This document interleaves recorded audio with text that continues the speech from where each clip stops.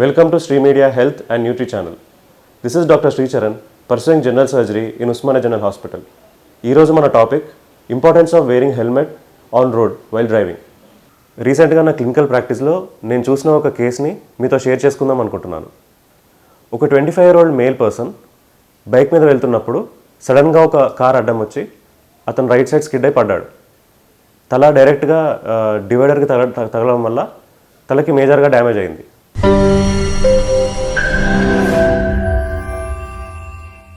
ప్రతిరోజు మనం మన రాష్ట్రంలో ఎన్నో రోడ్ ట్రాఫిక్ యాక్సిడెంట్స్ చూస్తూ ఉంటాం. ఇందులో పేషెంట్ కానీ మామూలు ప్రజలకు ఎవరికైనా అనుకున్న దానికంటే చాలా మేజర్గా సివియర్గా యాక్సిడెంట్స్ అవుతుంటాయి. మన సాగుతున్న జర్నీలో మనం రోజు మన ఫ్యామిలీ, మన జాబ్, మన లైఫ్లో జరుగుతున్న మల్టిపుల్ థింగ్స్కి ఇంపార్టెన్స్ ఇస్తూ మనం ఒక ప్లేస్ నుంచి point A to point B journey చేస్తున్నప్పుడు అనుకోకుండా అన్ఎక్స్పెక్టెడ్గా మన తప్పిదం ఉన్నా మన తప్పిదం లేకున్నా యాక్సిడెంట్స్ అవుతూ ఉంటాయి. ఇలా అవుతున్నప్పుడు జస్ట్ ఒక 1000 రూపీస్ హెల్మెట్ పెట్టుకోవడం వల్ల ఎన్నో ల్యాక్స్ ఆఫ్ మనీ ఖర్చు అవడాన్ని మనం ఆపొచ్చు. ఫర్ ఎగ్జాంపుల్, ఇప్పుడు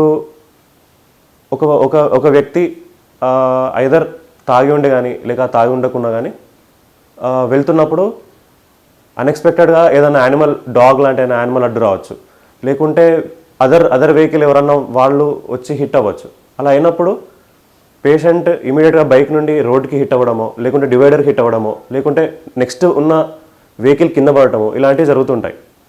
ఇవన్నీ ఫ్రాక్షన్ ఆఫ్ సెకండ్స్లో జరిగి మన లైఫ్ని, ఇంత మన ఇయర్స్ ఆఫ్ జర్నీని ఒకటే సెకండ్లో మార్చేస్తాయి.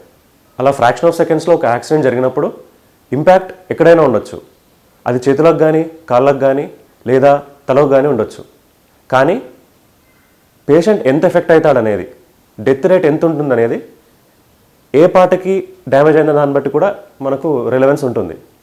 ఫర్ ఎగ్జాంపుల్, రీసెంట్గా నా క్లినికల్ ప్రాక్టీస్లో నేను చూసిన ఒక కేస్ని మీతో షేర్ చేసుకుందాం అనుకుంటున్నాను.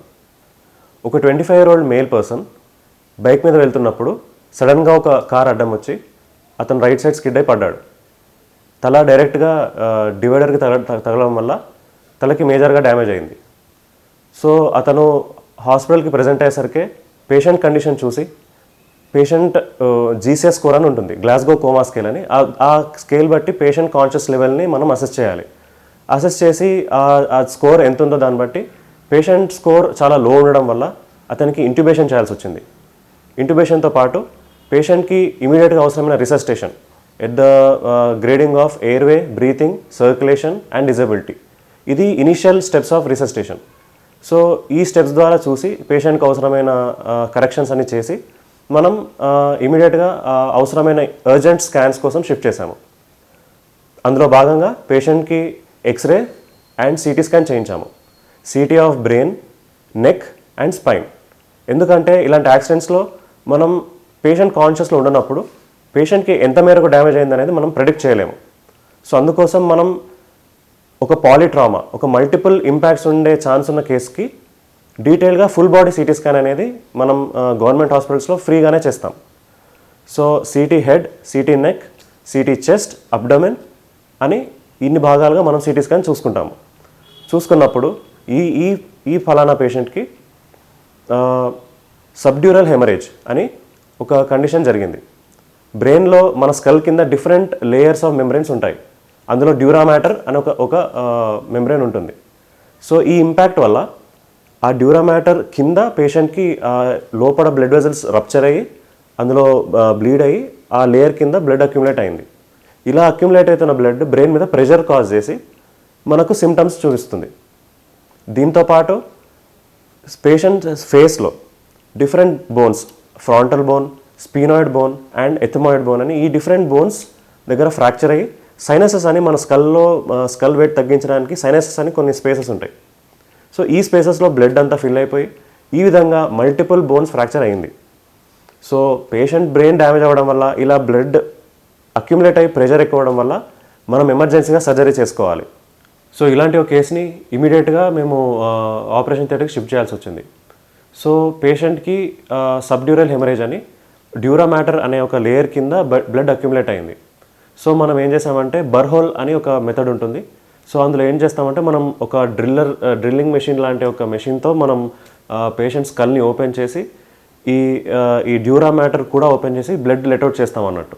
సో ఈ విధంగా చేయడం ద్వారా బ్లడ్లో అండ్ బ్రెయిన్లో అక్యుములేట్ అవుతున్న ఈ ప్రెషర్ బిల్డప్ అనేది మనకు రిలీవ్ అవుతుంది. సో ఈ విధంగా చేసిన తర్వాత ఏంటంటే ఈ మిగిలిన తనకి ఎథమాయిడ్ బోన్ అని ఒక స్పీనాయిడ్ బోన్ అని next frontal bone fracture next ఇంకా చీక్ బోన్ ఫ్రాక్చర్ ఉండింది. సో ఇవేంటంటే వీటి వల్ల మనకు ఇమీడియట్ థ్రెట్ ఉండదు.